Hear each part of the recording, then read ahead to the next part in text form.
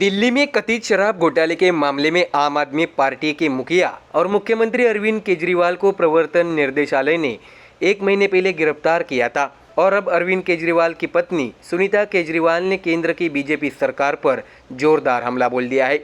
सुनीता केजरीवाल ने आरोप लगाया है कि अरविंद केजरीवाल को जेल में खत्म करने की साजिश रची जा रही है। आपको बता दें कि झारखंड के रांची में इंडिया अलायंस ने एक रैली का आयोजन किया था। इस बार सुनीता केजरीवाल ने केंद्र की बीजेपी सरकार पर जोरदार निशाना साधा। सुनीता केजरीवाल का मानना था कि मुख्यमंत्री केजरीवाल को मारने की साजिश की जा रही है, उन्हें दवा नहीं दी जा रही है। उन्होंने कहा कि मेरे पति की क्या गलती थी जो उन्हें जेल भेजा गया। उन्होंने कहा कि जेल का ताला टूटेगा और केजरीवाल बाहर आएंगे। तो वही आप सांसद संजय सिंह ने भी बीजेपी को आड़े हाथों लिया है। संजय सिंह ने कहा कि तेजस्वी यादव जिस तरह से बीजेपी के खिलाफ लड़ रहे हैं उसके लिए मैं उन्हें बधाई देता हूं। झारखंड में हम हेमंत सोरेन और अरविंद केजरीवाल के लिए एकजुट हुए हैं। हम प्रधानमंत्री नरेंद्र मोदी को संदेश देना चाहते हैं कि पूरा आदिवासी समाज उनके खिलाफ है। आपको बता दें कि रांची में आज की बैठक में सभी प्रमुख विपक्षी दलों के नेता शामिल हुए थे। हालांकि कांग्रेस के नेता राहुल गांधी उपस्थित नहीं थे क्योंकि उनका स्वास्थ्य ठीक नहीं था, लेकिन अन्य नेता शामिल हो गए थे। मंच पर दिल्ली के मुख्यमंत्री अरविंद केजरीवाल और झारखंड के पूर्व मुख्यमंत्री हेमंत सोरेन के नाम की कुर्सियां लगाई गई। वे कुर्सियां खाली रखी गई थी। आपको बता दें कि समझा ये भी जा रहा है कि बैठक के दौरान दोनों गुटों के बीच विवाद शुरू हो गया। ये राष्ट्रीय जनता दल और कांग्रेस के कार्यकर्ता आमने सामने आए थे।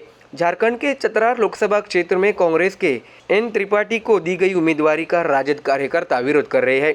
इसी को लेकर सभा में दोनों दलों के कार्यकर्ता आपस में भिड़ गए हैं। बैठक के दौरान दोनों पक्षों के कार्यकर्ताओं ने एक दूसरे को कुर्सियों से पीटा। एक कार्यकर्ता द्वारा लाठी भी चलाई गई। पिटाई में एक के सिर में चोट लगने से खून भी बह रहा था। करीब 10 मिनट तक ये अफरा-तफरी मच गई थी। इसके बाद स्थानीय अधिकारियों और पुलिस ने बवाल पर काबू पा लिया। लोकसभा चुनाव 2024 का रणसंग्राम जारी है। बीजेपी बनाम इंडी गठबंधन के बीच तकरार तेज है। ऐसे में पीएम मोदी अपने बयानों से विपक्षी नेताओं पर भारी पड़ते नजर आ रहे हैं। आपको बता दें कि 2 दिन पहले राजस्थान में दिए गए प्रधानमंत्री नरेंद्र मोदी के बयान से कांग्रेस और देश के अन्य विपक्षी दलों में गुस्से की लहर है। मोदी ने बयान दिया है कि माताओं बहनों के मंगलसूत्र और उनकी सारी संपत्ति इकट्ठा करके घुसपैठियों और मुसलमानों को दे दी जाएगी। आज फिर उन्होंने कांग्रेस पर पलटवार किया और कांग्रेस को चुनौती दी कि हिम्मत है तो अपनी नीति स्वीकार करे। आपको बता दें कि लोकसभा चुनाव के लिए पीएम नरेंद्र मोदी की मंगलवार को राजस्थान में प्रचार सभा हुई। मोदी ने कहा, मैं 2 दिन पहले राजस्थान आया था।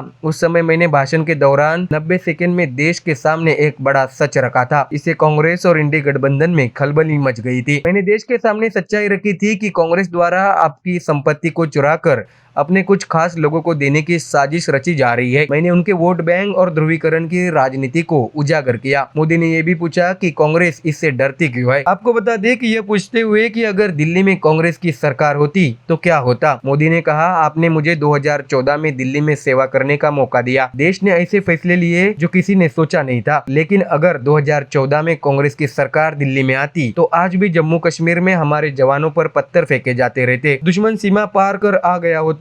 1 रैंक 1 पेंशन नहीं मिलती। 2014 में केंद्र में कांग्रेस के सत्ता में आने के बाद उनका पहला काम आंध्र प्रदेश में SC और ST आरक्षण को कम करना और मुसलमानों को देना था। इसे देश में लागू करने का वो पायलट प्रोजेक्ट था। मोदी ने कांग्रेस पर हमला बोलते हुए कहा कि 2004 से 2010 के बीच कांग्रेस ने आंध्र प्रदेश में भी ऐसा ही करने की कोशिश की, लेकिन सुप्रीम कोर्ट की वजह से यह संभव नहीं हो सका। ऐसा जबरदस्त आरोप मोदी ने कांग्रेस पर लगाया। तो देखा आपने, अपने दमदार बयानों से कांग्रेस पर हमला बोलकर मोदी देश की जनता के सामने उनका काला सच रख रहे हैं। उत्तर प्रदेश में लोकसभा चुनाव 2024 की बयार तेज होने के बीच समाजवादी पार्टी के अध्यक्ष अखिलेश यादव बिहार के पूर्व मुख्यमंत्री लालू प्रसाद यादव को झटका दे सकते हैं। आपको बता दें कि अखिलेश ने लालू के दामाद को यूपी की कन्नौज लोकसभा सीट से उम्मीदवार बनाया है, लेकिन इससे सपा कार्यकर्ताओं में जबरदस्त नाराजगी देखने को मिल रही है। तर्क वितर्क हो रहे हैं क्योंकि अखिलेश ने निर्णय लेने के लिए स्थानीय पदाधिकारियों से 24 घंटे का समय मांगा है। आपको बता दें कि तेज प्रताप यादव लालू की बेटी राजलक्ष्मी के पति है। वह पूर्व मुख्यमंत्री मुलायम सिंह यादव के बड़े भाई रतन सिंह यादव की बेटी के बेटे भी है। वह पिछले 20 वर्षों से उत्तर प्रदेश की राजनीति में सक्रिय है। वह 2014 से 2019 तक उत्तर प्रदेश के मैनपुरी निर्वाचन क्षेत्र से सांसद रहे हैं। आपको बता दें कि इससे पहले इस बात की चर्चा जोरों पर थी कि अखिलेश यादव कन्नौज सीट से लोकसभा चुनाव लड़ेंगे, लेकिन उन्होंने अपने भतीजे तेज प्रताप की उम्मीदवारी की घोषणा कर दी। इससे अब सपा में जबरदस्त नाराजगी है। स्थानीय स्थानीय पदाधिकारियों ने उनकी उम्मीदवारी पर आपत्ति जताई है और चेतावनी दी है कि वे उनके चुनावी प्रचार अभियान में हिस्सा नहीं लेंगे। स्थानीय पदाधिकारियों ने अखिलेश को ही उम्मीदवार होने का